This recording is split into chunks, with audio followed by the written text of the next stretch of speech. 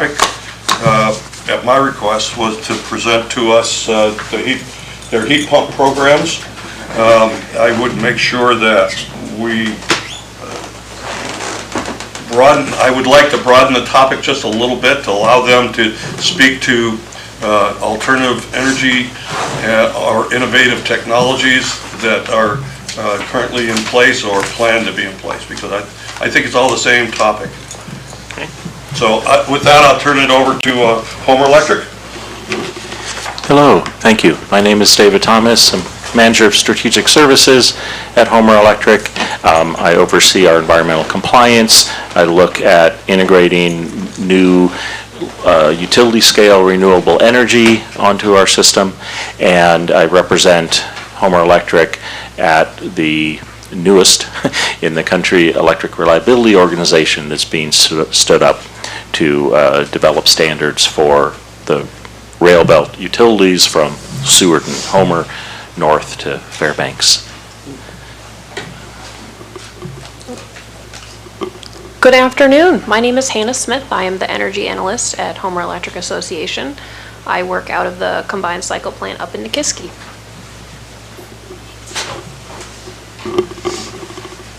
My name is Tyler Cheatwood. I'm a business analyst in the IT department, but I have assisted with the net metering program and our AMR systems for the past several years.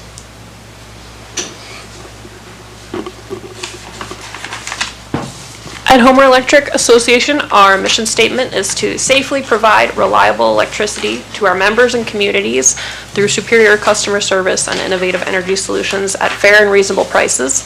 The three of us operate in that innovative technology sphere, and so today we were hoping to talk with you guys about heat pumps and net metering. So, David, take it away.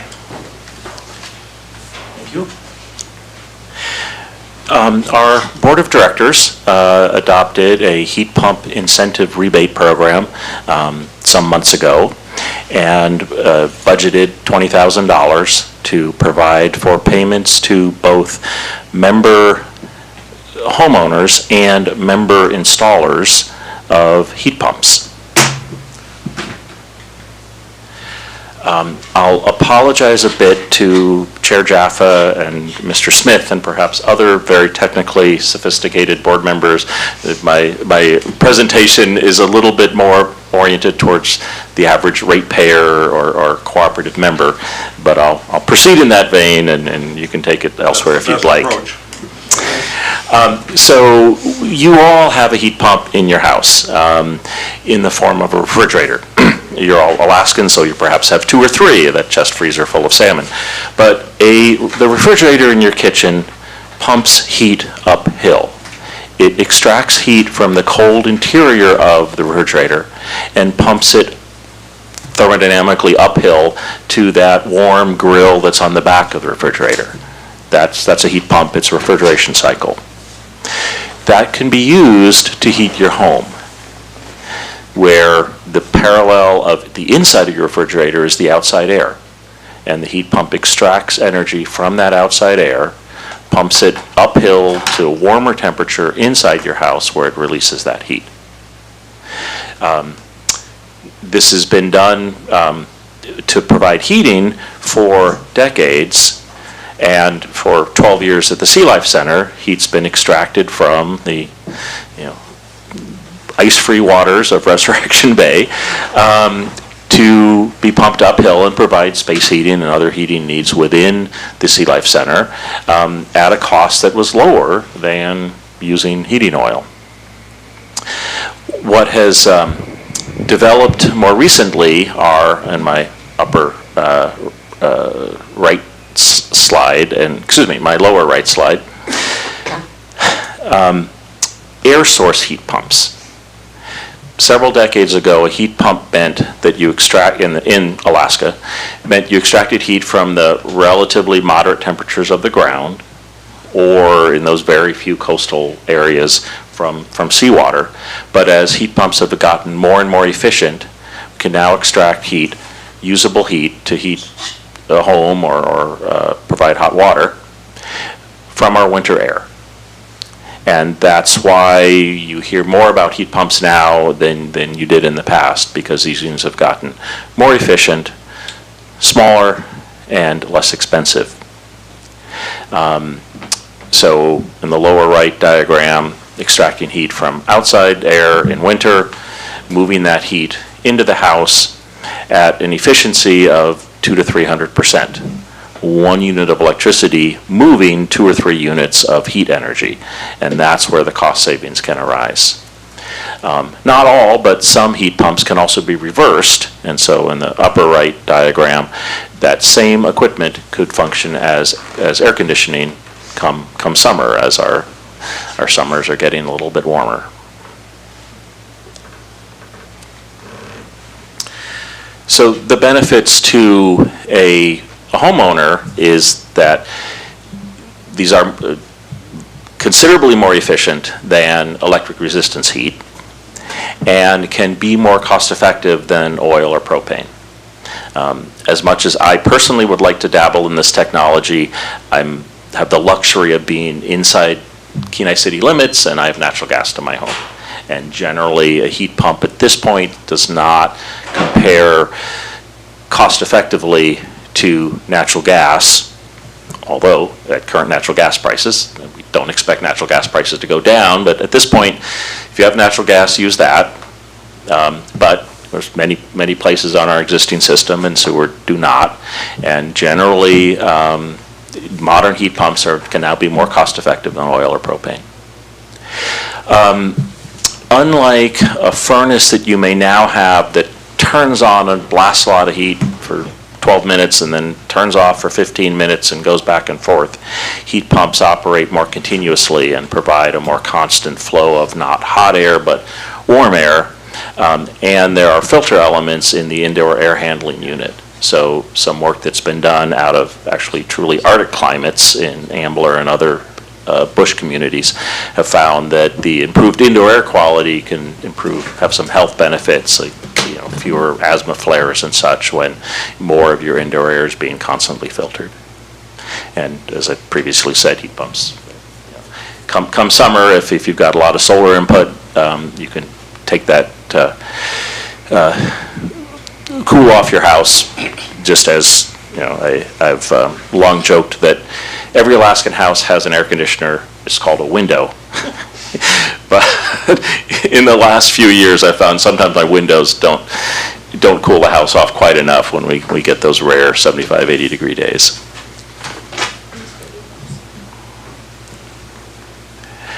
Sorry, got a duplicate slide there. So as David mentioned, HEA's Board of Directors recently voted to implement a heat pump rebate program. This rebate program is open to the first 20 members and provides a $500 on-bill credit to the member and then $500 to the qualified vendor that installs it.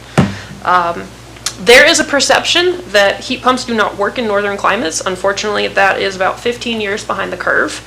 And with this program, we're hoping to get good information into the hands of our members and potential installers.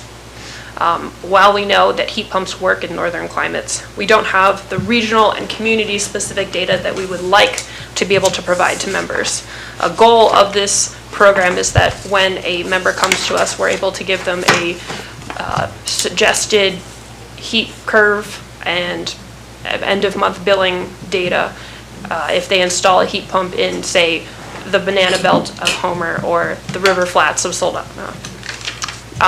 One of the sexy stars that we anticipate for this rebate program is going to be the Air Source Mini Split Unit. I think I'm going to have David talk about that a little bit more because he has the technical expertise. And my apologies to Hannah, I slipped a paragraph from my last slide. So yeah, the new rising star are Air Source Mini Split Heat Pumps. Air source referring to where it extracts that heat energy from. No longer do you have to dig up your yard to put in a ground loop to extract heat from the earth. And except for those few people along the coast, usually water's not an option in our winters. So air source, mini in that it is not a whole house unit. There are whole house heat pumps, but you can't find them for $1,200 on Amazon. A mini unit would typically be put into the largest or most central room of one's house. And split in that, unlike a window air conditioning unit, which is one variation, these mini splits have an indoor air handling unit that delivers the warm air and an outdoor unit that looks like an air conditioning, air handling unit and a heat exchanger sitting on a little pad outside the house. So air source mini split is the least expensive and the most rapidly growing segment of the heat pump market. Can you go to the next slide? Get to be the slide controller. Is that the next slide? Did we skip a slide? No, we did? Okay. So Homer Electric Association has a lot of additional capacity for generation at this time. Any additional beneficial electrification, like heat pumps, is going to result in load growth, which in turn, because of heat curve efficiencies and economies of scale, result in downward pressure on rates. Heat pumps are almost always economical when compared to heating oil, propane, electrical heating, and we would love to see our members save money and also stay warm and comfortable in their homes.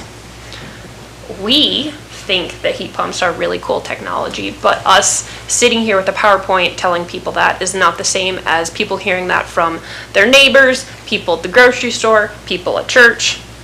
We would love to get the word out that heat pumps are cool technology that people in Alaska should be considering. Everyday people in Alaska should be considering. We are also a cooperative with a little d democracy, and so member choice is woven into the fabric of how we operate. So we're very excited that heat pumps are yet another option that we can give to our members to consider. And then down the road, if the data shows that this would benefit our members, we do have the option of going to the Regulatory Commission of Alaska to petition for a heat pump rate structure similar to one that you might see for EV rate structures, which is something that's being considered in the lower 48 right now. Next slide. As we mentioned, we just do not have the regional and community-specific data that we would like to be providing to members at this time before they even install a heat pump. There is also a public perception that heat pumps do not work in northern climates. That may have been true 15 years ago, but that is not true now, and there is even cooler technology in the pipeline. We're talking heat pumps that function down to negative 25 degrees Fahrenheit. So that's pretty exciting. While a heat pump might be a great investment for someone, they may not have the upfront cash to install one. Homer Electric Association does offer a line of credit program. It has a $35 application fee and allows a member to borrow up to $10,000. A member who enjoys the benefits of this program could purchase a heat pump with no upfront cost, and then they would see a line item on their monthly bill until the heat pump is paid off. Unfortunately, a heat pump installation works best when you have plenty of time and effort. If your current heating system goes out in January, you may not have the bandwidth to do the research or the time to wait for a heat pump to come in stock, and so you are probably going to replace it with whatever's on the shelf. Plumbers and HVAC professionals know what they know, and if they do not know heat pumps, it will require some additional training and new inventory. As of right now, when we get requests from homeowners, we basically just search who is a qualified professional in their area. So we look up who's a licensed contractor, who's a plumber, who's a HVAC professional. David took the liberty of doing that with 2 people who are in the Seward area. We have no idea if they actually are even interested in installing heat pumps, but that might be a good place to start. As you guys represent a certain amount of commerce within this city, I imagine you probably know a lot more about this than we do. And so these kinds of connections are good to build early on so that if and when a member decides that they want to install a heat pump, they can start somewhere other than Google. We have compiled a couple of resources. I'm just going to go over them really quick. Analysis North, which is a group of you take a picture of that. A group of several different entities, including Homer Electric Association, have put together a heat pump calculator. It's pretty user-friendly. You go in, you put in some information like where you live, your current heating system, how much you spend on it, and then the potential heat pump that you're considering, or you can just put in a boilerplate heat pump information, and it will calculate whether or not this is something that's economical for you. The University of Alaska Fairbanks has the Center for Energy and Power, and they have produced some really great publications in the last couple of years reviewing whether or not heat pumps are even feasible in northern climates. Spoiler, they are. If you want to read some of those case studies, the link is there. Efficiency Maine is a utility group out of Maine, the great state of Maine, and they have a similar heat pump rebate program to Homer Electric's, and they have a list of heat pumps that they have pre-approved for members. Obviously, Maine is not apples to apples of Alaska, but this is a pretty good place to start. Similarly, the Northeast Energy Efficiency Partnership, which is a non-utility group of industry actors, has put together a cold climate air source heat pump product list that are products that they recommend based on cold climates. Again, not apples to apples, but a good place to start. So hopefully these are resources that we would like to be disseminated among our members and any interested parties on the Kenai Peninsula. David? Or rather, Tyler? So HEA has been trying to support member-owned renewable generation since 2008. Initially, there was a big influx of people putting up wind generation. However, that's adjusted, and we're really not seeing any new wind on the peninsula. There's an occasional off-grid install that gets tied in, but most new renewables have been solar, and we're seeing a little bit of change and a lot of growth in that area. Go ahead and jump to the next slide.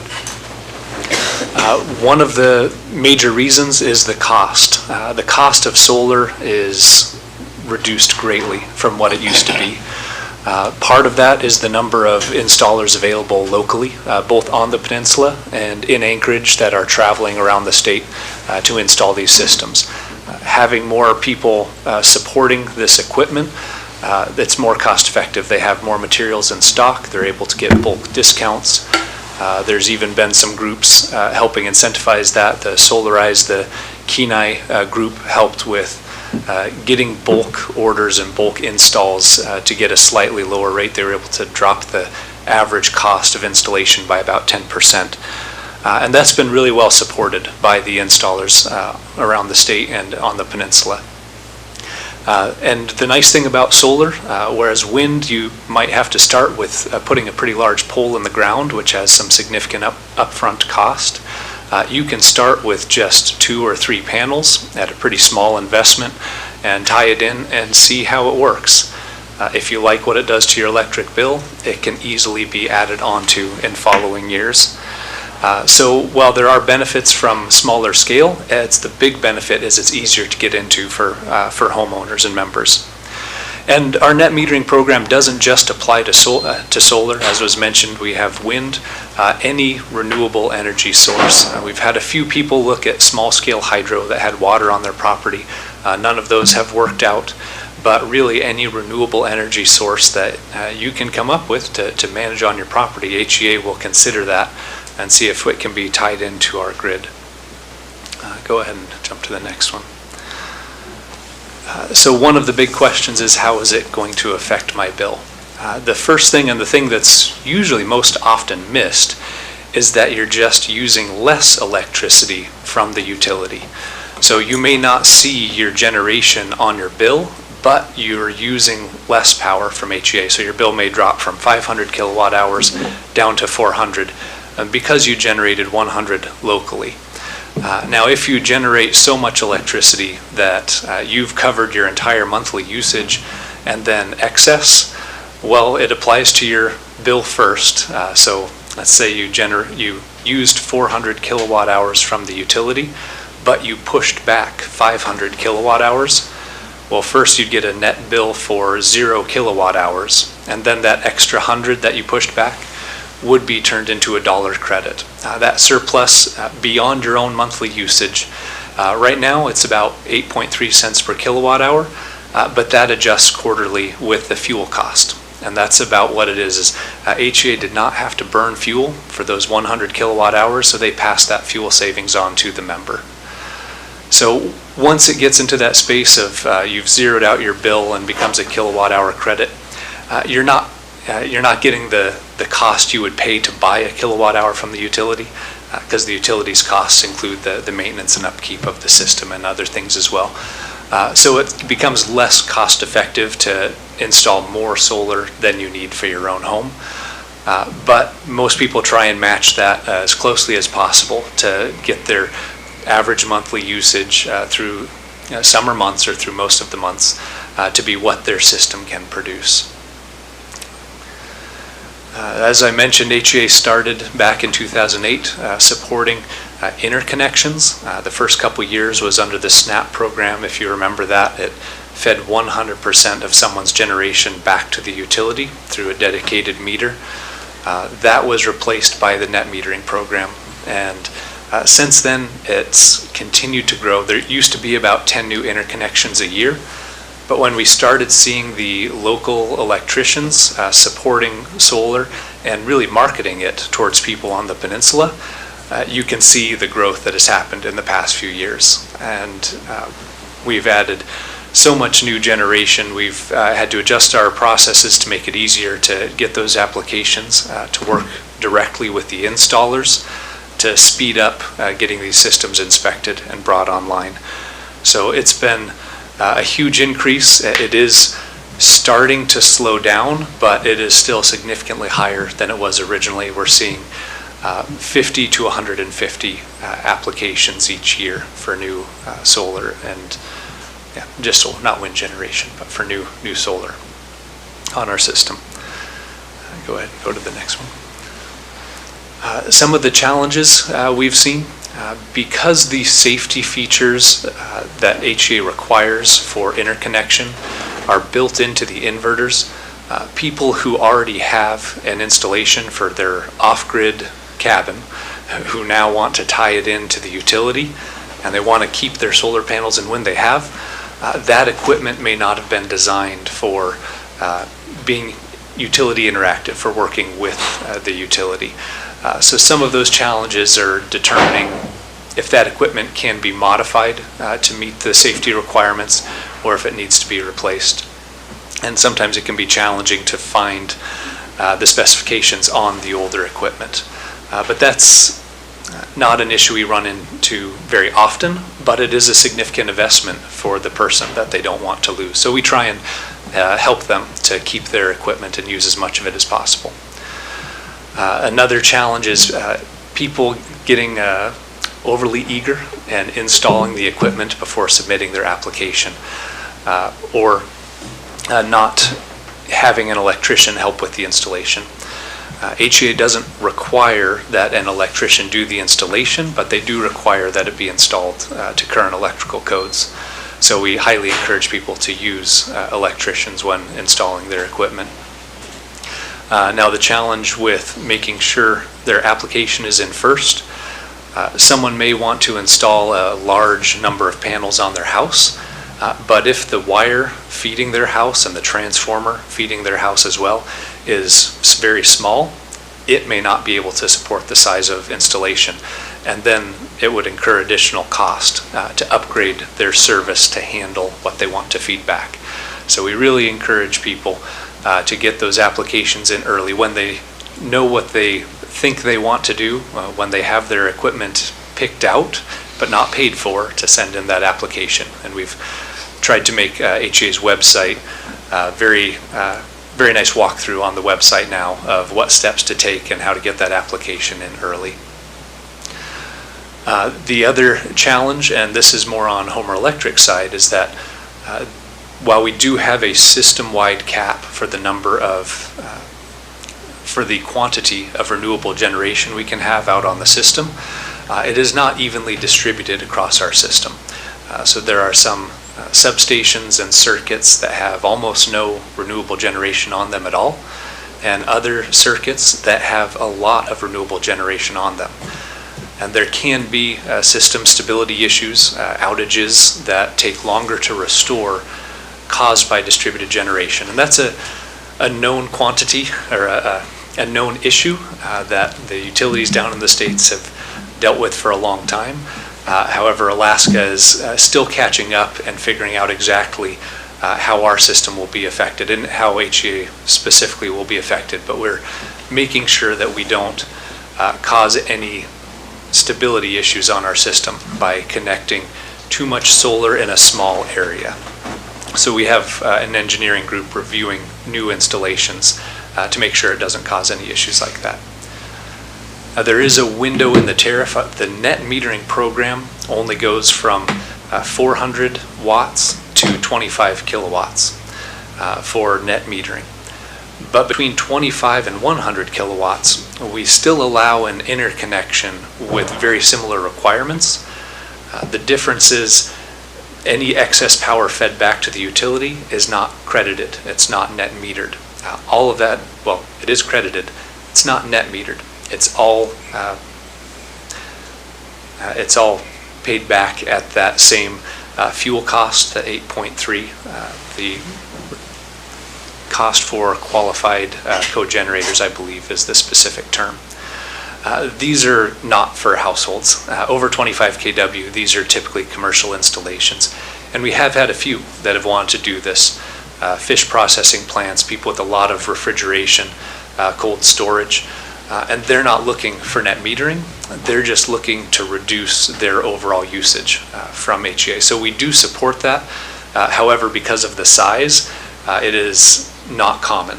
And it's not typical for a homeowner. This is typically for a business. And there's a little bit more things that could be impacted. So again, our engineering group is reviewing all applications in that range to make sure it would not have any negative impact on the other members in the area. And as was mentioned, because it's not net metered, it's all at that dollar credit, it's less cost effective for people to go above the 25 kW range. Now, just something very recently, there are modern inverters that can support a larger quantity of solar generation, of 100, 200 kW of generation, but they can actually limit how much they feed back to the utility. So while they may have 100 kW of generation in panels, what they feed back to the utility is limited to 25 kW. Again, slightly less cost effective, more intended to be used with the battery bank to store the excess generation and use after hours. So we're just starting to see those in the past few years, and we are working with those installers to make sure that they're not going to have a negative impact on HEA's system.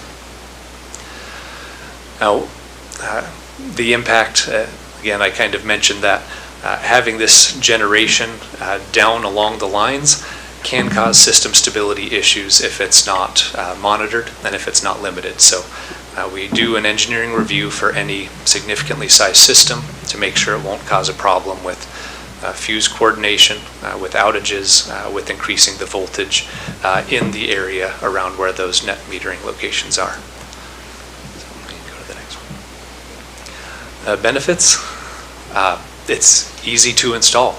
Solar panel installations are getting easier and easier, including with micro inverters, where it's just one small inverter on the back of every panel and you just wire them together in series. It's very easy for a homeowner with a little bit of electrical experience to put together a small system on their own. This picture is one of my favorite installations. Rather than a fancy roof rack, they built a wood rack, and they had a nice south-facing hillside. Beautiful, clean installation, about as simple and as cost-effective as could be. He is looking to move those to his roof, though I just found out last year, but they do not have to be difficult systems to install. And as was mentioned, because you can start with, I believe the minimum size was 400 watts, that used to mean 2 panels. Modern panels are now up over 400 watts, some of them, so even a single panel would allow someone to get enrolled in the net metering system, see how it impacts their bill, and then consider scaling that up in the future. So very low cost of entry, easy to get into solar and net metering.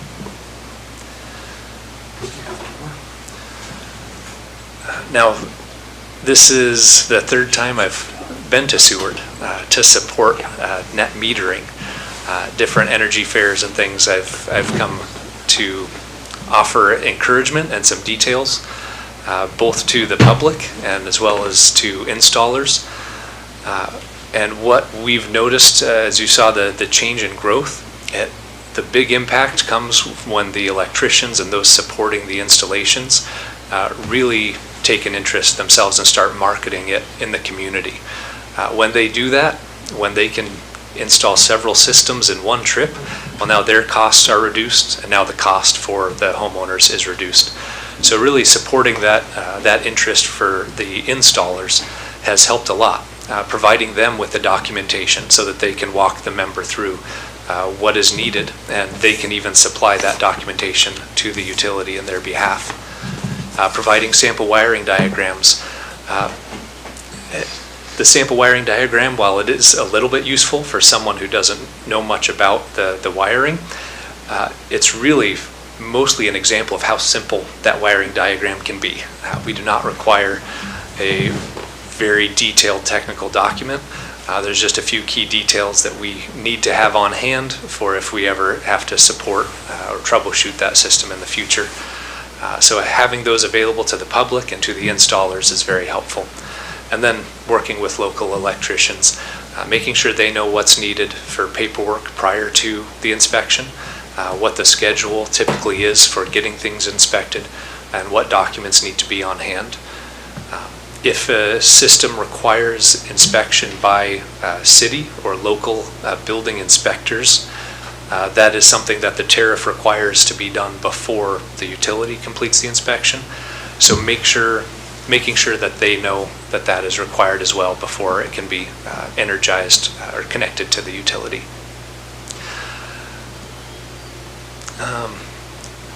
Sorry, I was looking at my notes. I should have worn my glasses. Not relying on applications and requirement documents. It has been very helpful to put together a few cheat sheets and a few pictures of ideal installations, especially for homeowners that are just starting to get interested. It answers some of their most common questions, and actually the cheat sheet is for mostly the questions that come 2 to 3 months after their system comes online. Once they've received a few bills and they know they should be seeing some generation on there, they may not be sure what that looks like, how to interpret what's on their bill, so having that lined out for them in advance, a little frequently asked questions document, takes care of 90% of those phone calls, and making sure that the electricians have that too. That is one challenge we faced initially, is when the electricians started being their point of contact, they stopped contacting the utility to get their questions answered, and if the electrician didn't have the answer, then there was confusion, and after the fact they were calling the utility misunderstanding something that their electrician had said. So making sure that you keep that line of communication with the members has been important to us. And then knowing the work schedule, being able to tell them how long it takes to get an inspection, once the inspection's done, how long it takes to get their meter swapped out, goes a long way towards reducing phone calls. So it's just a lot of communication, and that's been my role, not to do the technical side of it, but just to assist the homeowners and the electricians in knowing how to get brought online with their net metering installation to facilitate that. Any questions? Yeah. Oh, I had one more slide. Yeah. Oh, okay. This one got thrown in. Oh. I'm part of this. This wasn't part of my presentation, but I do assist with our AMR, or automated meter reading system. And there are a lot of benefits that come with having a reliable communication to the meters, both with determining the extent of outages, which speeds up outage restoration, as well as communication back to the member, and the ability to get detailed energy usage on request by the members is all really good information that comes from having a reliable AMR system. Homer Electric's in the middle of converting from an older AMR system to a new one, and we're seeing lots of benefits that come with having that. Did you have anything on this? I'll point out that on our real-time outage map, you can on your phone or on your computer, but if it's an outage, it's probably going to be on your phone.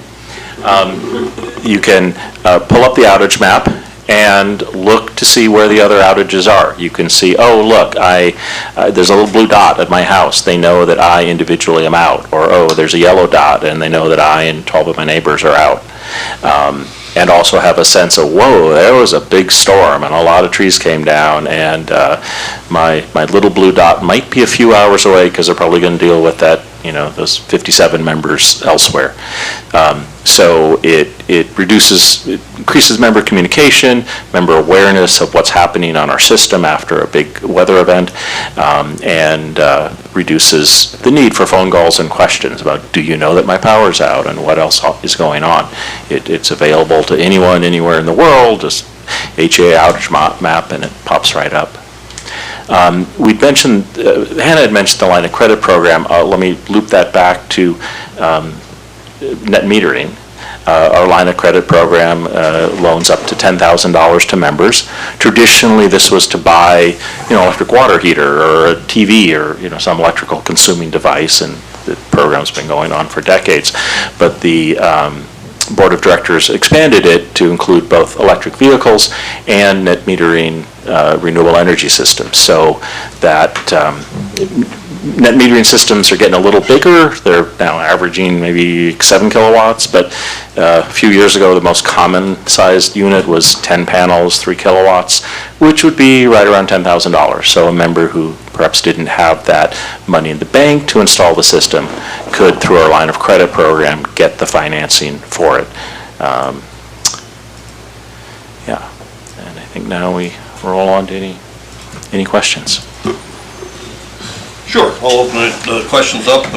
Board Member Hughes? I have a couple questions. I think you addressed my question in a very limited capacity. Outside in the electrical utility market out there, in one area I know really well is Consumer Power in Detroit Edison. They're a very large electrical utility out there. And they first started out offering a reduced rate for the use of electric hot water heaters. They then expanded that program into alternative energies such as solar power or heat pumps, and they offer a reduced rate for those people who use or provide that in their system. Are you saying you have to approach the Alaska Regulatory Board before you could offer a reduced rate for something like that? Yes, as a regulated utility. So although nationally cooperatives typically are not regulated by their state public utility commission, in Alaska the default is that a cooperative is, but a municipality is not. But the HEA is under the Regulatory Commission of Alaska, and if everything about our tariff needs to be approved. So anything that appears on the bill, anything that affects what a member is charged, goes through the Regulatory Commission of Alaska. And I think you said at that time when you mentioned that if you had more customers that were in the market for that or whatever, you would approach the Regulatory Commission about a reduced rate.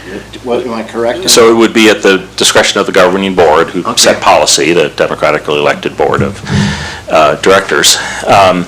And because, as Hannah mentioned, beneficial electrification, like electric vehicles, like heat pumps, mean that we're selling more units of electricity using our existing assets. We have plenty of generation capacity, and on most circuits we have plenty of distribution capacity to get energy to ratepayers. And so the more energy we sell, we spread those system costs more widely. So even if you don't want a heat pump, if your neighbor gets one, that's downward pressure on rates.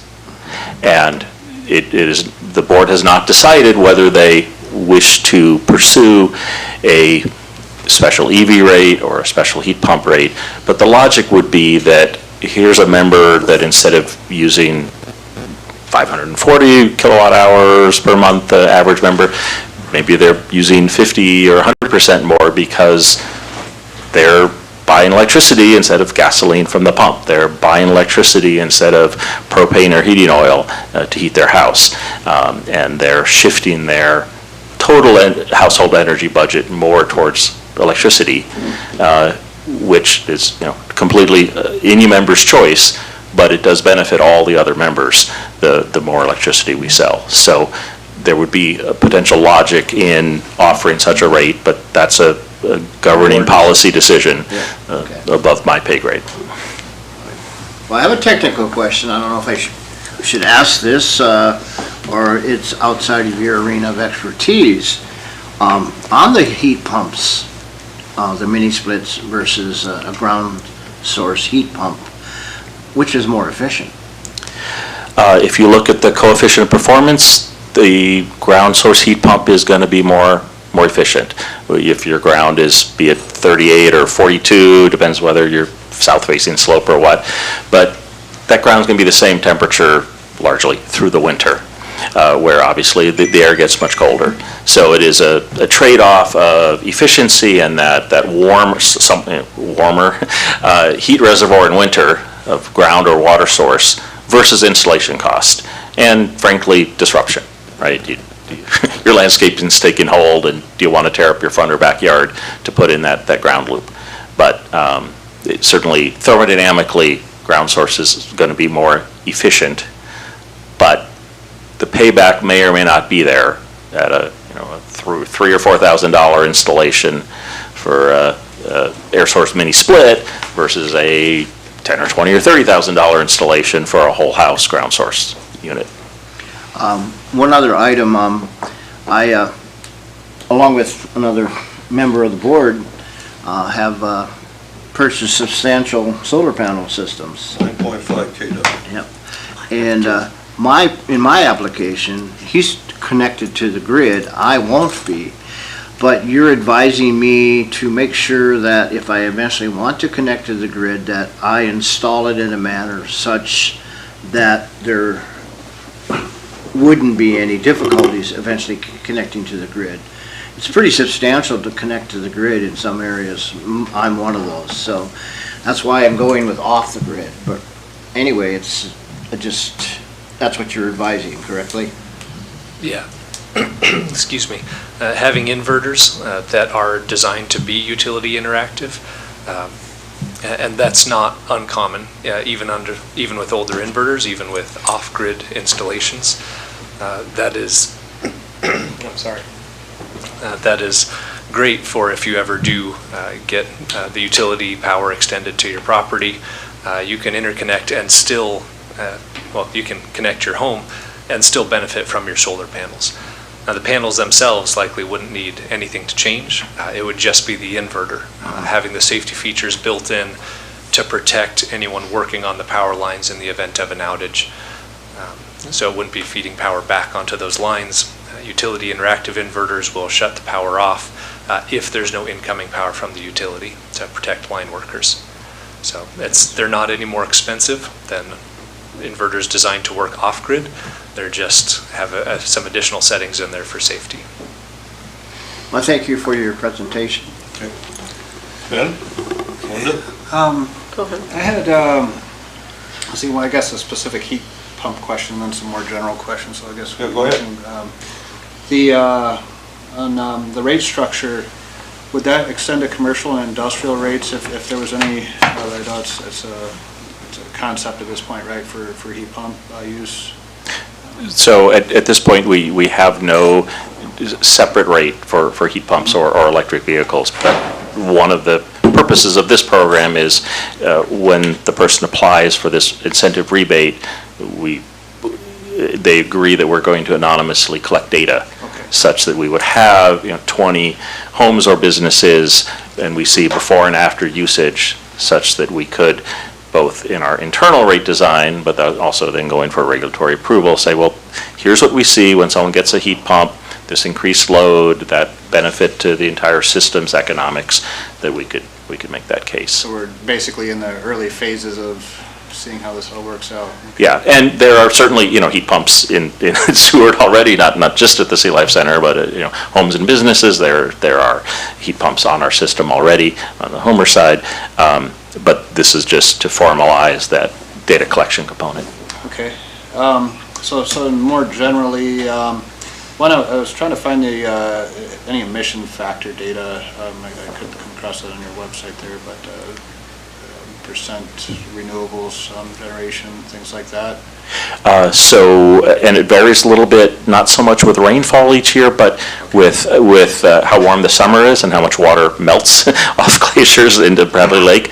But averaged over the last couple of years in the order of 14% renewable from Bradley Lake, with the remaining 86% natural gas-fired combustion turbines, primarily our combined cycle plant in Nikiski. Okay. Right, more down in the weeds there. Any power purchase agreement plans for renewable portfolios? This would feed into net zero goals for larger businesses. So there is both a internal board policy pursuing 50% renewable energy. There is, as you may be aware, as there was last legislative session, pending renewable portfolio standard that might come out of the legislature this session or some future session, and of course, if that becomes law, we will comply with it. But the internal board policy is actually more aggressive than that proposed RPS, at least for the next few years. And we have a number of projects in the pipeline, particularly Grant Lake, landfill gas, that are the most advanced. We are prospecting for meteorological data throughout the peninsula on the most economic sites, and also constantly in discussion with independent power producers throughout the rail belt. These are typically hopeful developers of large wind facilities. I mean, Fire Island, Eva Creek, and Delta Winds would be examples of existing facilities that sell to other utilities, and we're continually in discussion with those, and also one IPP that's proposing, and this is public because they've said it at Borough Assembly meetings, a 20 megawatt solar facility in which Homer Electric would be the off-taker. Okay, thank you for those. If I might follow up to that, when the Homer Electric has pledged to work towards renewables, and I think their original goal was 50% by 2025 or 2030, but that has just recently been extended, and I'm not surprised. Is that correct? That target date?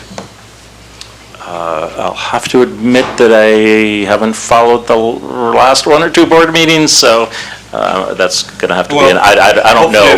Hopefully it hasn't, but in purchasing the Seward Electric utility, which has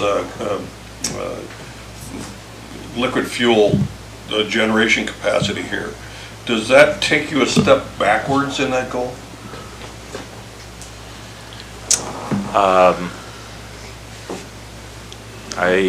I don't think I can give you a firm answer on that. I'd have to ponder it more.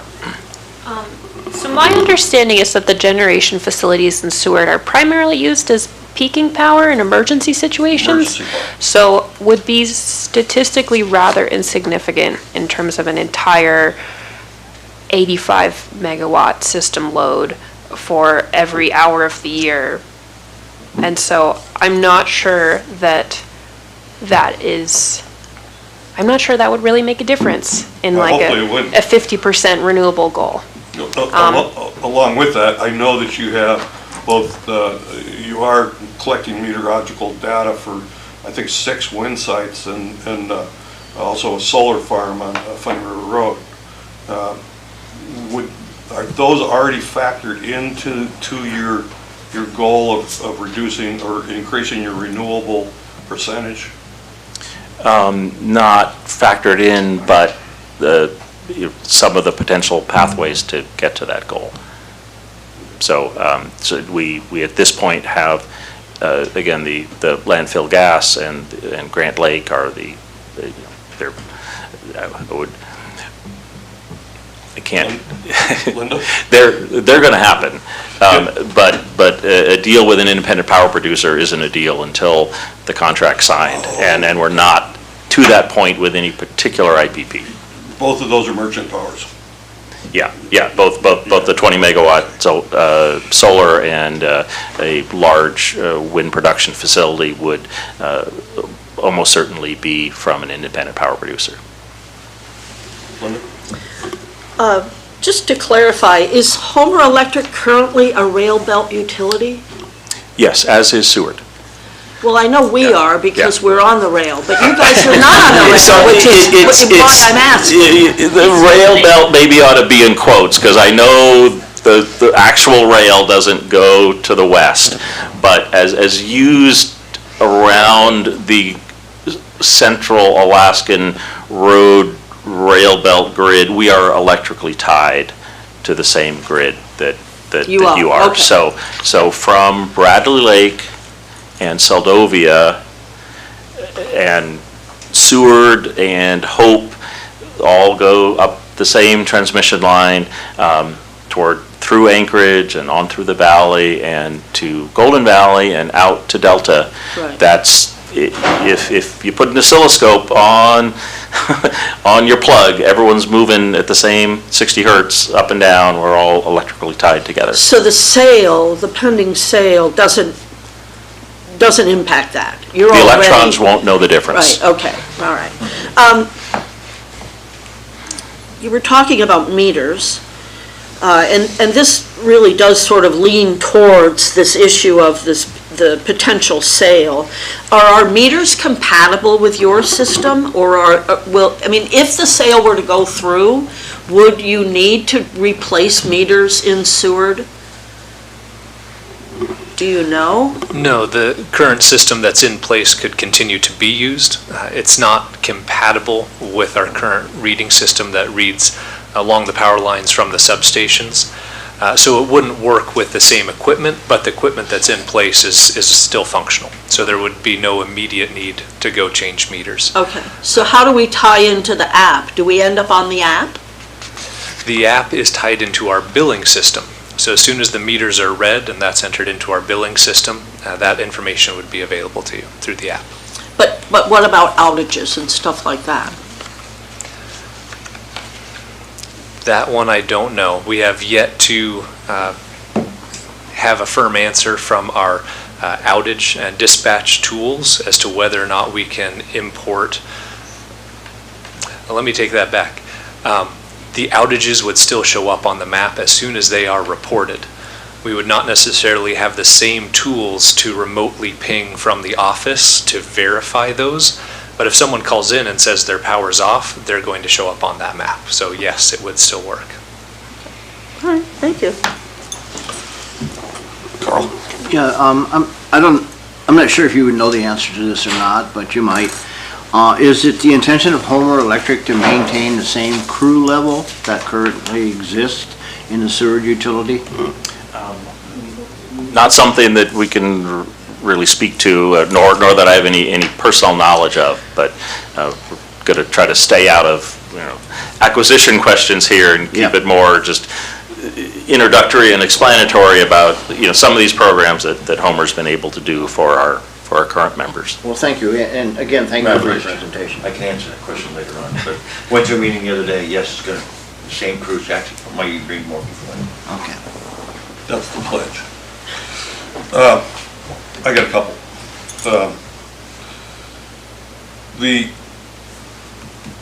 Let's take the easier ones first, maybe. The set aside, I call it set aside, but the 8.3% or 8.3 cent return on net metering, that's pretty clear. Currently, there's a condition in Seward where reading the meter, the return on the meter is being done by hand with a calculator or an abacus or something. You have a more sophisticated method in place? Well, Mr. Chaffa, you might appreciate that I have a slide rule on my office wall. I might be the last staff member who knows how to use one.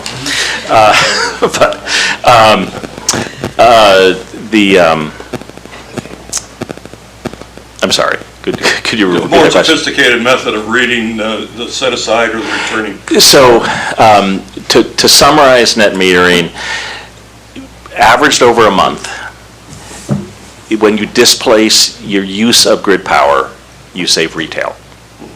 Averaged over a month, to the extent that you overproduce, which is June, July, August, you get that fuel savings, or roughly the wholesale cost. So that's what Tyler was saying, sort of the right size system displaces much of your power, and if you go beyond that, now you're not selling at retail, you're selling at wholesale. So if you wanted to have the best return on investment, you would have a certain right size system, which the installers will give you a spreadsheet and show you what your savings will be at different system sizes. So once that's shown, that a ratepayer is actually producing excess power in that month, and your system reads that returning power, is it done electronically? So Having to have someone do the pluses and minuses? 15 years ago, the very earliest systems had 2 meters, what was produced and what was consumed. Now there's a single meter that just is net in, net out. And from our meter, we don't know how much of that was solar or grid power. It's just net in and out. Now, all of the installers give you a little app, and it shows you what was produced on the solar panels on your roof. So HEA knows on a day that my wife's system put 3 kilowatt hours onto the grid, that behind the meter, the system produced 20. So if I want to know what the panels on the roof are doing, I look to the app that the installer provided. If what HEA can tell me and what is reflected on the HEA bill is my net consumption and my net production. I'm actually going to how the billing works. Yeah. So my understanding is that So currently with our automated meter reading system, we pull both registers, so the forward usage, so any usage from the utility, as well as any consumer generation. We pull both of those meter reads back on a daily basis, every 24 hours. That's imported into our billing system, and the billing system calculates that automatically. Seamlessly. Yeah. Okay. So for any new interconnection that came online in Seward or in Homer, the existing meter isn't programmed to register power flowing both directions. So we always change out the meter when it becomes part of the net metering program, so that it measures those two numbers separately, and so we can start reading the reverse flow. For new installs or Yes. retrofits?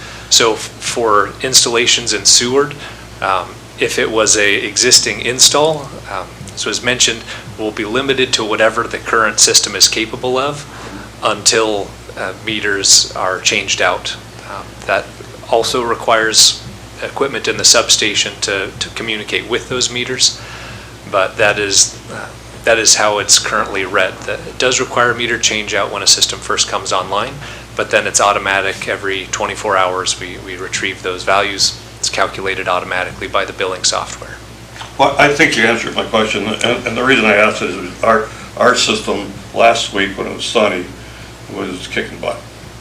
And I just happened to call the city to find out how the billings were, and they're backed up because they are doing that calculation by hand. So I think that the idea that Homer Electric is out ahead of the curve with this, I think is important information. Another question I have is on the distributed power usage cap. This seems odd to me. First of all, how do you regulate that? Is there some sort of an energy cop there who says stop? I mean, the most fairest person would say Funny River gets this much and the Kiski gets this much, but it can't be that simple. The cap is there to protect the utility system stability. If you've got excess generation coming from the far end of a line and a tree lands in the middle, it's going to blow fuses the wrong direction and make it a much larger outage to restore. So that's why that cap was put in at the start of the net metering program in the tariff from the state of Alaska. Now that was sort of an arbitrary cap for an entire utility. It wasn't based on a specific feeder or substation or area, it was just across the board. Homer Electric wants to support renewable generation, a member-owned renewable generation. So we've gone to the RCA multiple times to get that cap increased so that we can keep accommodating people to bring systems online. It is a temporary solution. There still needs to be the studies done to figure out exactly how much could be on any given substation or circuit to come up with perhaps a different way of measuring that cap. But that's what the cap is for. It's to protect system stability, and HEA's goal is to keep supporting renewable generation, member-owned renewable generation. Well, who reviews that cap? At Homer Electric or at the state? Well, at any level, I mean, to determine that it's fairly distributed. Our engineers at Homer Electric are reviewing that currently, so that when we go to the RCA asking for an increase, we ask for it in a specific way that's going to protect system stability, but still make it available in areas that can still sustain more renewable. So the RCA would review your suggestions? Yeah. So you have a similar situation in the Central Peninsula. You have city entities, Homer, Kenai, Soldotna, and then also outside the city limits. They're all HEA customers, but does this distribution cap have anything to do with those political boundaries? Nope. Okay. So our friends who are ratepayers outside of the city limits here in Seward would not be negatively impacted by the cap. It would strictly be a technical decision of how the grid can be supported and protected. Correct. Okay. Okay.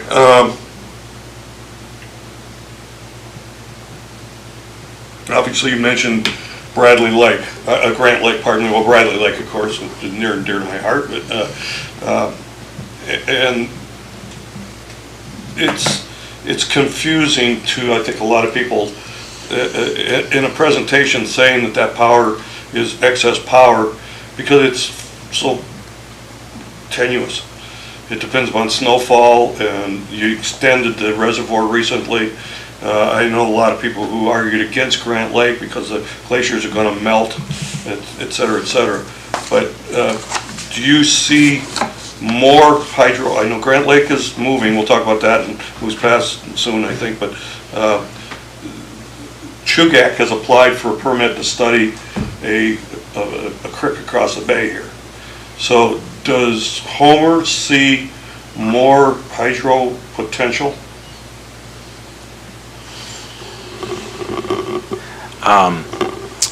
Of course, Alaska as a state has the most potential of any of the 50 states for additional hydroelectric.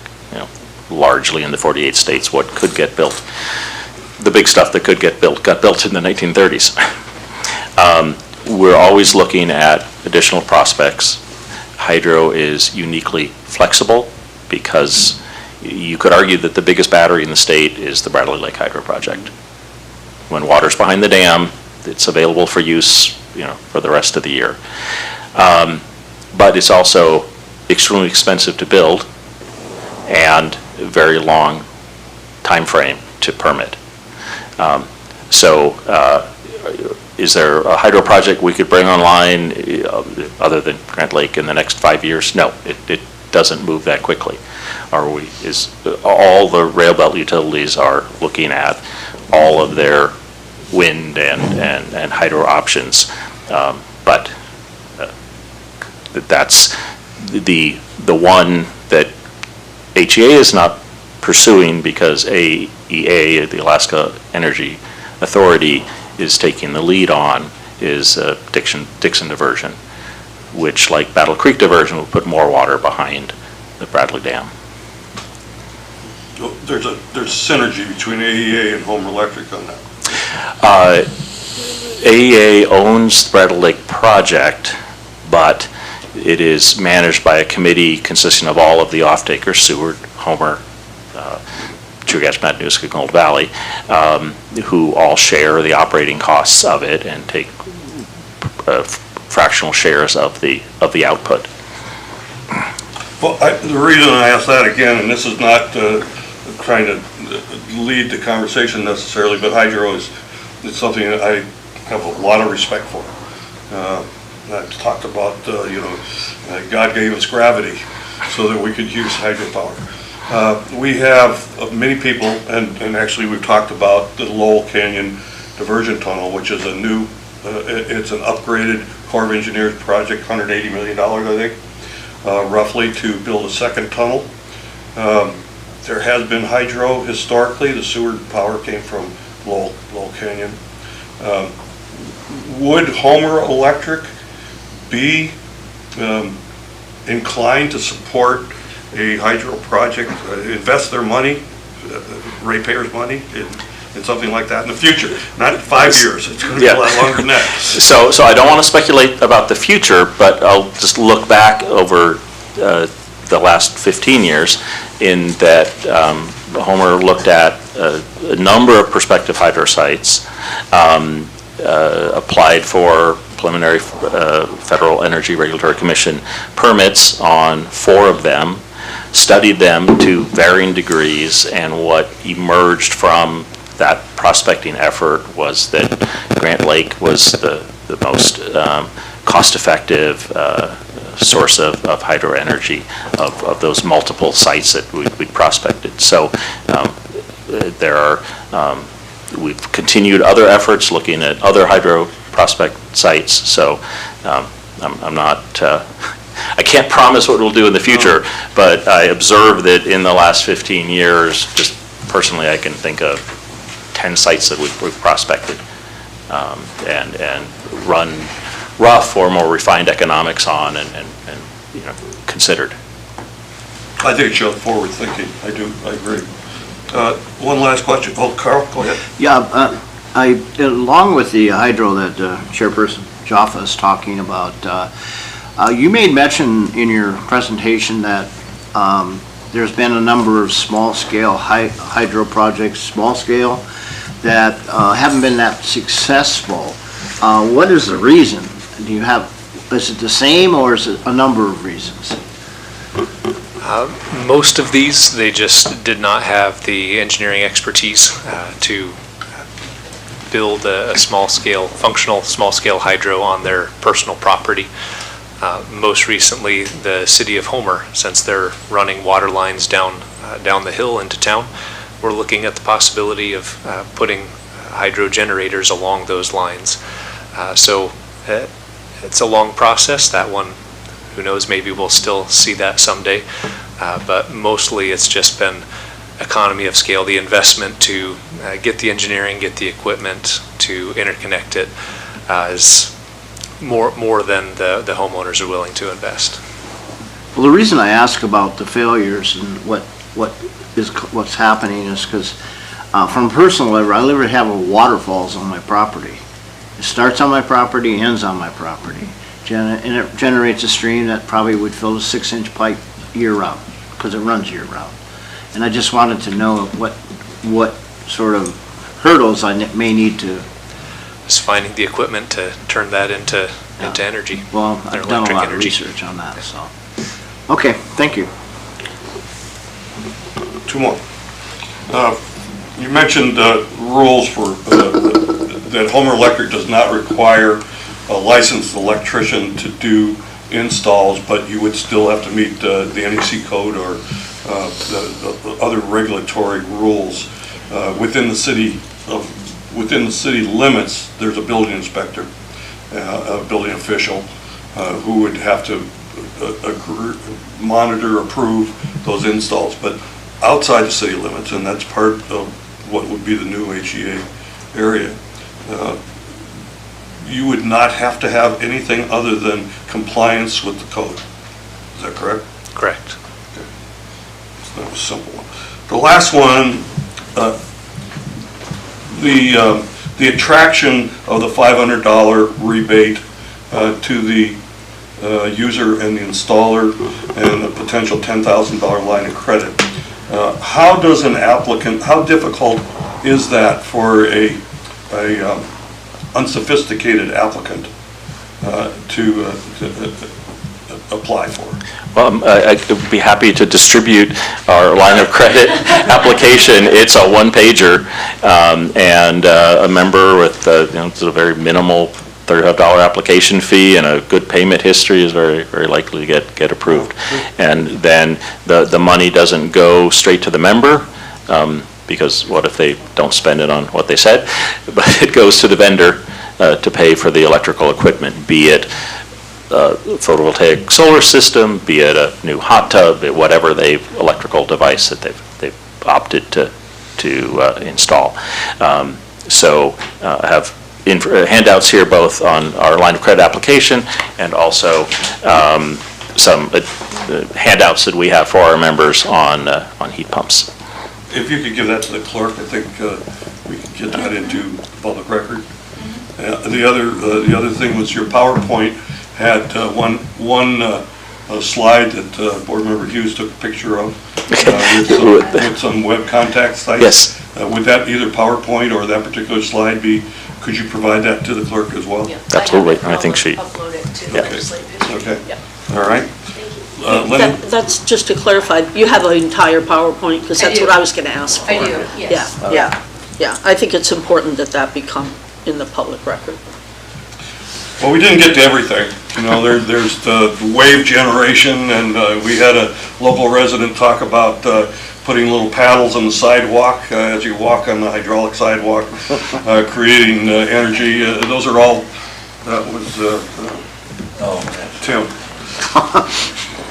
And you know, those are all feasible, but the return of investment, the coefficient of efficiency, other things, practicality with winter weather.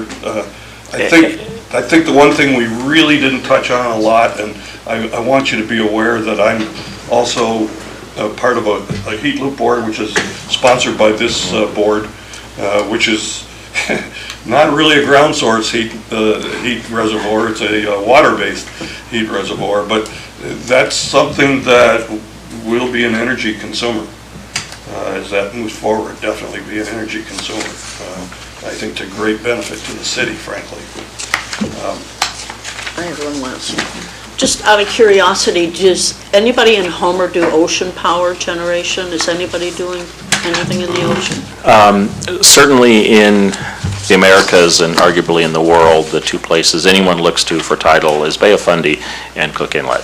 Right. And who's the utility with the grid and the loading docks and such on Cook Inlet? That's Homer Electric. So part of my day job is talking to the tidal energy developers. The one who's most advanced in that, ORPC, Ocean Renewable Power Corporation, based in Maine, but now have a variety of projects in Alaska. We have various agreements in place with them to try to facilitate their developments. At times, we thought they'd be drop-in units in Cook Inlet where they have permits. To date, those have gone to sort of higher electrical costs, bush communities where 30 kilowatts means a little more in a small village than it does on our grid. But it's coming. It's very likely coming. Yes. And it doesn't come from HCA, it's coming from somebody else. Yeah. too. When I read the publications on it, it's certainly the benefit from it is real. Yeah, it's technically feasible. Well, how does the cost compare to the other options? Can you get a multi-megawatt unit with a 30-year warranty? Solar and wind are at that point. Well, they're much quicker. But I remember when the Rothschilds were talking about tidal energy in Turnagain Arm and the causeway across Turnagain Arm. Of course, it didn't happen. Would have been cheaper to build it then. Anyway, any Well, more, there's Linda? even, I mean, it's beyond just tidal, right? Isn't there movement now? Aren't there systems that are in the ocean that are just taking the movement that's happening to them? Not necessarily the up and down, but Waves. the wave action? There's certainly wave power generation. They're not on my planning horizon. Those tend to be kilowatts rather than megawatts. Winter ice and driftwood and so forth. But yes, people have developed wave energy systems at a utility scale. Really, the only thing we've been looking at are potential purveyors of tidal current, that big flush that occurs twice a day up and down Cook Inlet. I guess I got one more question. Are there any Kenai Peninsula or potential City of Seward regulatory actions that would interfere with the programs that you have in place or that you propose? Wow, that's broad. Well, On the things we've been talking about Yes. net metering and heat pumps, yes. other than these, if we develop a new tariff, it needs approval by the Regulatory Commission of Alaska, and that means we need the data to back up our proposal that we're not unfairly burdening one group of ratepayers and benefiting another. No, it's paperwork to do and filings to be made, but in the case of our net metering program, we've gone back repeatedly to increase our cap, and Homer Electric has had the highest penetration of solar of any of the rail belt utilities, so we're actually that point of the spear, and the first one back to the RCA saying 1.5 to 3, and 3 to, we tried for 10, and they give us 7, and we go back asking for more repeatedly. I think that's correct. I think you got the city council in Seward aboard with what can be done or what may need to be done. They certainly have a mayor in the peninsula that's aboard, and I think the assembly's aboard. So I wouldn't, I think a group like this, we can, if we hear those things, we can do something to bring it to a public discussion. And sometimes the littlest thing will interfere with the project, and everybody's wondering, why isn't this moving forward? Why? And it's just one little thing. Okay, anything more? Well, I appreciate your presentation. Do you guys have a closing comment, or? Just thank you so much for your interest, and just trying to convey a little bit about our, cooperative culture. And I served 13 years on our governing board and enjoyed that. Felt like it was, a way to make a difference, a way to, listen to members and respond. And again, it was just one little slide in there, but whenever I was looking at those hardest choices, often the question of member choice. You want a heat pump? You don't want a heat pump? You want an EV? You don't want an EV? That's all fine. Just more member choice is always good, was at the end of the day something that decided some issues for me. It looks to me like your growth is exponential in the number of heat pumps, from a meager beginning to 50 to 150 a year now. On the net metering, yeah. Yes, so that, and heat pumps, it's hard to tell how many of those are installed. Okay, thank you very much, and be careful driving home. I wish there was something like snow power that we could, because we'd be rich in that today. Okay, all right, so moving on. Does the board want to take 5 minutes, or you're all right? I'm good. I mean, my 10 minutes. Okay, sure. All right, so let's take up a resolution in new business. We have no unfinished business. In new business, we have resolution 2023-001, amending the 2023 PACAB priorities. That's in page 10 of your packet.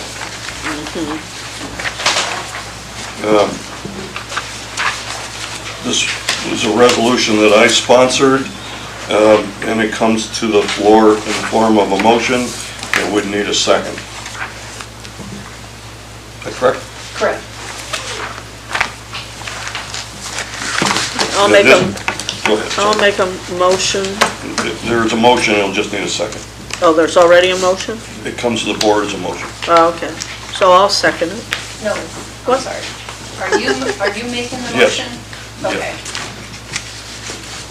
Can you state it? I move to I- approve. Yeah, I'm moving that the PACAB approve Resolution 2023-001, a resolution for the Port and Commerce Advisory Board of the City of Seward, amending the 2023 PACAB priorities. Thank you.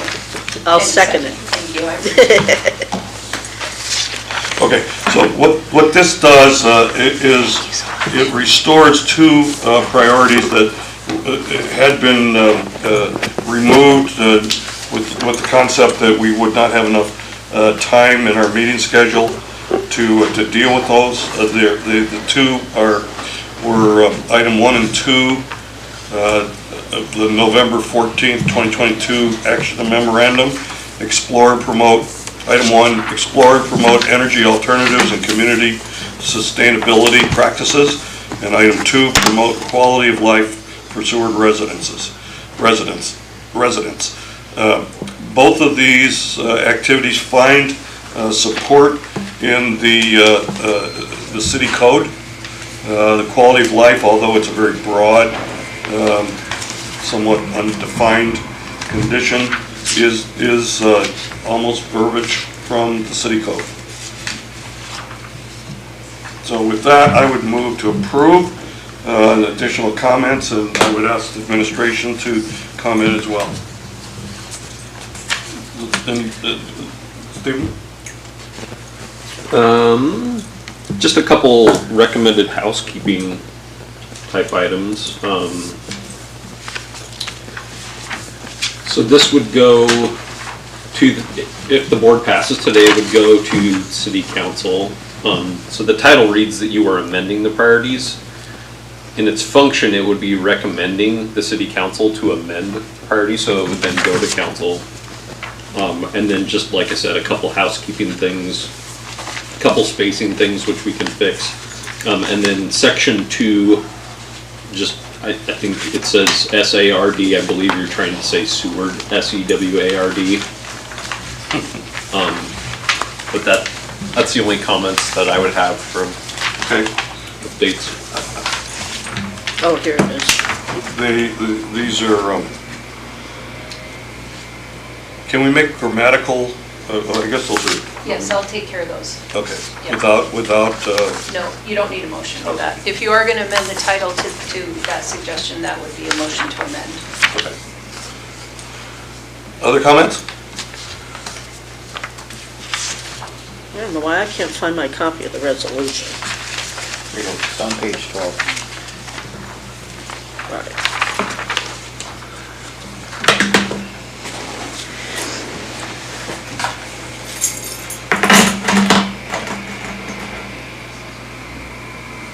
So Stephen, just to clarify, you're saying the very first sentence would read, a resolution of the Port and Commerce Advisory Board of the City of Seward recommending to City Council to amend the 2023 priorities, PACAB priorities? Yeah, I would strike the word amending and recommend changing it to recommending city council amend Right. the 2023 PACAB priorities. And then following, assuming the board approves, then we would bring this to city council at the next available meeting. Can it come to the same meeting that we're bringing the ordinance forward to? Yes, I believe so. Should it come at the same meeting? That would be the board's decision. Functionally, we can accomplish that. I sent, following the board's March 8th meeting, I sent the draft ordinance as passed to the attorney. They're admittedly very busy with our friends from Homer Electric on the pending purchase and sale agreement. Right. And so Cody did tell me it might take him a little while to get back. But we fully anticipate bringing that 2.30 ordinance to council in April.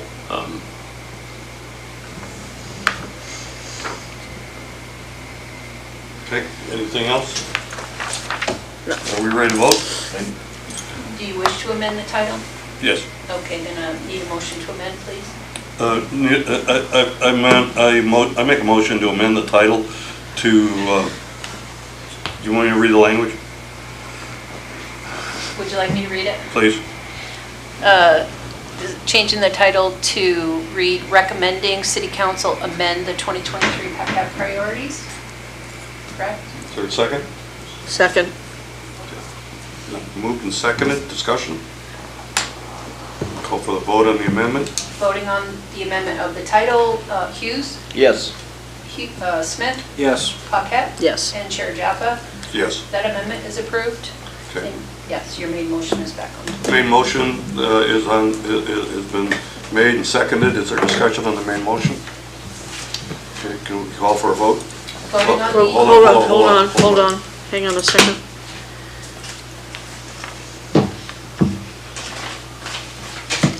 I'm just wondering, the whereas where it says PACAB is directed by City Code 2.3.325, powers and duties paragraph, did not we add the word infrastructure to that paragraph in the last meeting? Isn't this the same paragraph where that word was, and do they need to match? To some degree, it comes down to timing on when that ordinance is approved or not. If that ordinance is coming up before council. Yeah. It's not right now, just so it wouldn't be in this. Okay, all right, I see what you're saying. All right. Okay, we're ready. We're ready to vote?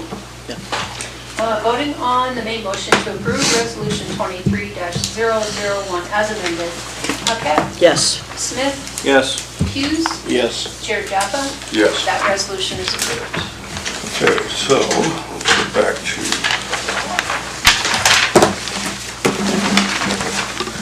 I like staples. There we are. okay, here we go. So we have no action memorandums, no new business, no information items, citizen comments. We have our Homer. No citizens? Homer Electric representatives, and you certainly can speak as outside the city limits as commenters if you'd like. Okay, anyone else? All right, so board and administration comments. Stephen? Just thank you to HEA for the awesome presentation, and also just thanks, not just for this presentation, but you folks have done a good job getting out into the community. I know you've got something else going on at 2 o'clock over at the Gateway Hotel, so it's great to see you folks out in our community, and yeah, thank you for the very informative presentation. Are you coming to the Beer, Rocks, and Kilowatts event tomorrow? It's a fundraiser for the track team. Perhaps. What is that? The Beer, Rocks, and Kilowatts event. It's being hosted at a brewery. I don't have all of the details, but one of my friends who's out in the hall might. Actually, What brewery? It's on it's at Facebook. Stony Creek Brew Stony House. Creek Brewing, they're gonna be down at the hotel, I think, correct? Yeah, they're gonna be at the 360 and Brew House is hosting. Okay. And proceeds are going to the track team. Yeah, I lost my chain of thought now. You're all Thank invited. HCA for coming over, and I got an alert on my phone, there is a semi stuck on Stewart Highway at Ford Avenue, so if you're going that way, please avoid it. They might be, so I'm just letting you know. Only one street in town here? Well, I'm just telling you to go down Go out Fourth. the highway. Go down Fourth instead of Third, so. Okay. Boardman Smith? Well, thank you. The outreach, community outreach has been notable. So the announcements in the local newspaper and on Facebook, everywhere else have definitely been visible and easy to find, so definitely appreciate that. On the issue of mini split heat pumps, I personally can attest that those work very well here, and I know everybody that I've talked to that's installed one, which is quite a few people, have been very pleased with how they work, and I would expect to see continued growth, especially as that technology is pretty refined right now, but it's only going to get better, so that's great. And also with solar photovoltaics, there's very few people I've talked to that are disappointed in those systems. They seem to be performing as the software would predict they would, and that's another thing that I sincerely hope we see more growth of in the city, and appreciate anything that we can do to encourage that too. It's nice to see. So thank you. Thank you. Yeah, hey, I want to thank you very much for coming on over and doing your presentation. And when I do go to put my heat pump in, that's going to be ground source, because I don't look forward to shoveling all the snow we get out from around the outside unit, so. But thank you. Vice Chair? Thank you so much. I think it was very informative. I hope that citizens in Seward will watch the replay if they weren't watching us live. I hope you can get home. Are you going back today, or? I believe David and Tyler are going home, but I actually am slated for a couple more nights, including the beer brought and kill out of it. So I get to spend the night in Delaware. Well, good. And I just want to give a shout out to the people clearing the roads in the snow today. I was in the parking lot by Ray's trying to get to the Breeze, and there was a huge berm in the middle of the road, and there was a bucket truck coming by, and he said, hang on, and he just scooped a hole in the bucket and let me get to the Breeze. So I appreciate them when they're out there looking and watching the pedestrians and helping us. Docs too. Yeah. Okay, well, I will add my voice and thank Homer Electric and the whole group that came down to support you, and the information you provided us was what I had hoped for, frankly. I don't think this board is taking a position of advocacy on the sale, but I think with good knowledge, people can make a good decision. I think Homer Electric certainly is out ahead of the curve on a lot of this stuff, and it's nice for you to bring it to us. I will thank my fellow board members for electing me in abstention. You miss a meeting, and there you are. That's what happens. But I appreciate the thought, and I'll do the best I can. I think we do have some real contributions we can make to this city. I think we've all felt that, and I'll do what I can to listen to input and make that happen. Road plowing, I think the city of Seward does a great job with snow plowing. I don't think the state of Alaska does. I drove from my home at mile 35 to Seward without seeing a single plow truck on the road, without seeing a single DOT plow truck on the road. That was almost an hour and 20 minutes today because of the weather. Our budgets have been restricted by our federal government, or our state government, which has $80 billion in the bank, and it's atrocious, absolutely atrocious. And I continue to say that every chance I get. And as far as raising people's pay, balance one thing against another, folks. I think as a utility, as a co-op, you guys do it every day. I think the city of Seward has tried to do it, and has done a pretty good job over the years. But other than that, I like the snow. It just creates a little bit of a additional challenge. No, it's just a function of friction. Yeah, it is. It is. Okay, with that, we'll adjourn at 1:39. Bruce. Yeah. What were you generating